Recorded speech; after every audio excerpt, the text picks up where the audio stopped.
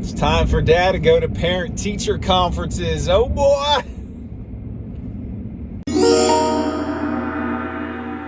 What is going on, everyone? Jeremy Ritz here. Courage pays better than fear trading. Happy Practice Friday to all of you out there. And yes, I'm on my way to in-person parent-teacher conferences for my 3 youngins.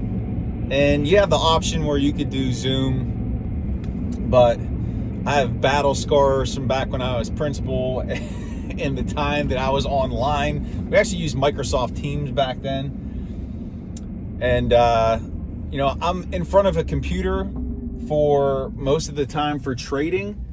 And, I do my coaching via Zoom. So if I can get out in front and talk to people, like, I'm going to take the opportunity. Now, I'm naturally an introvert, right? I will be up front, but I enjoy people, right? It's oxymoronic, but I like the time to myself, but I also like interacting with people. And so I'm excited to talk to the kids, teachers. I got my notebook and find out what they're doing well, but more importantly, what can they do better? Where can they grow? How can they improve? And that's what I'm going to take notes on, and then we'll come home. We'll come up with an action plan. We'll implement it.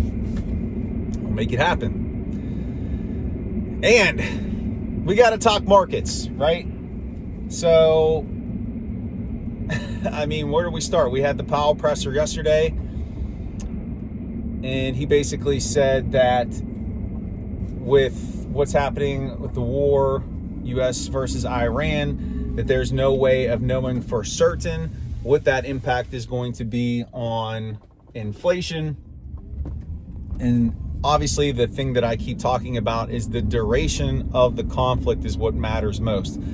The longer that it lasts, the longer that energy prices stay higher, the more that increases inflation, the more that puts pressure on the consumer, and that means no rate cuts. I don't think it means rate hikes. I saw some things out there, people talking like, oh, they're going to raise rates. They're not going to raise rates. They're not going to raise rates. And I'll have that discussion and debate with anybody out there. So if you want to put something in the comments, they're not. The labor market is too weak. And unless they want to force a recession, they will, but they're not going to hike rates. So that's not even a possibility. So, but one thing that Powell did say was that by the middle of the year, he expects this one-time pass-through of the tariffs, all the inflation caused by that, to start to dissipate and fade away. And the one thing that I can connect to that is typically you see spikes in the CPI, PPI reports, PCE in the early part of the year, January, February. And then it does start to fade a bit. So I do think we will see that in these upcoming reports. So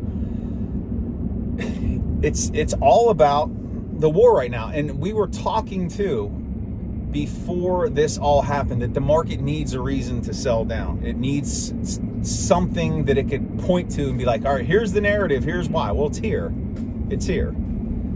And everybody, whenever things were elevated, like, oh man, it's too expensive. Well, now, we're down close to, I think, 6.4% on the SPX from the high.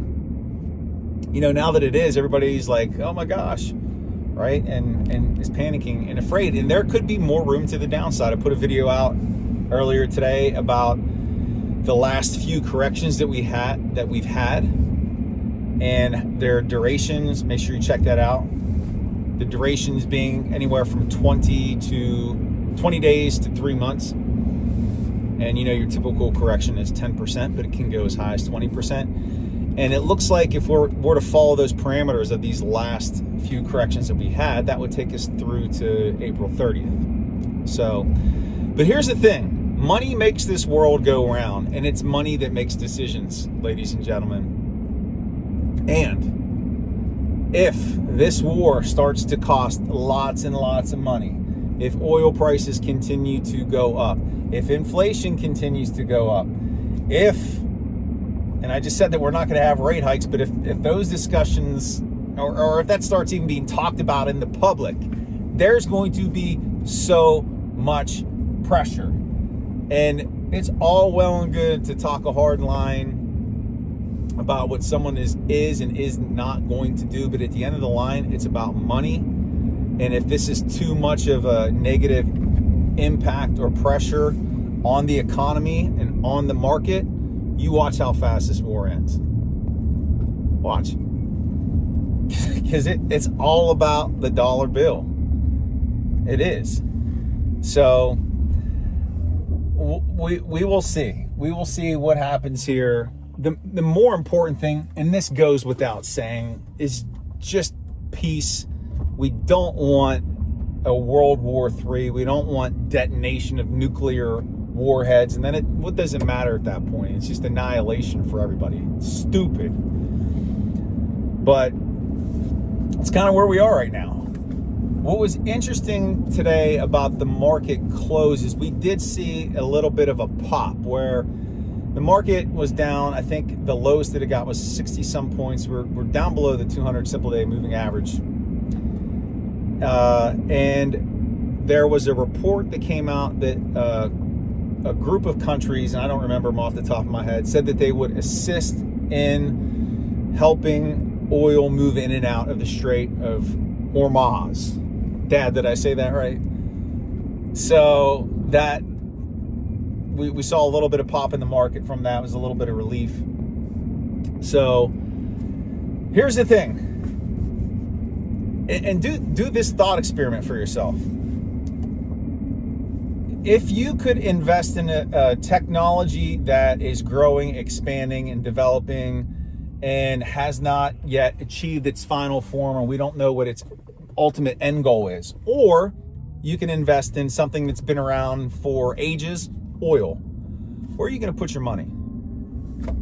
And I say that because, sure, oil is really high right now. It is spiked, but it is high because of this external event. It's not an inherent cause, meaning oil is not up because everybody wants to buy it because it's this huge innovative thing. If anything, you can make an opposite argument with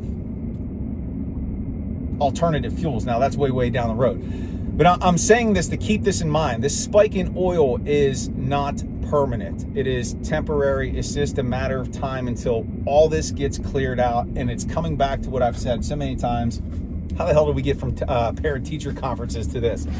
But it comes back to the duration of this conflict and how soon it could get resolved. And again, it's going to come down to cash money. And when things just start getting nasty and ugly and it's costing too much, it's impacting consumers, it's bringing down the market, and you have that old money out there that's saying enough is enough, you'll see some messages out there in the public and things will change very quickly. So that's all I got for you guys today here on my Driven Rant. And I just want to give a shout out to Ben, because he gave an amazing idea in the community today for a series that we're going to be starting here on the channel, where he's like, why don't you go through your old trade journals and share lessons that you learned to help people beginning trading. I was like, that's a brilliant idea, because I've done some very stupid, dumb things that can be prevented. So we're going to do that. So Ben, thanks, brother. I appreciate you. All right, guys, I'm going in. Wish me luck. Make it a great day. Honor the moment. And most importantly, be grateful. Take care, everyone.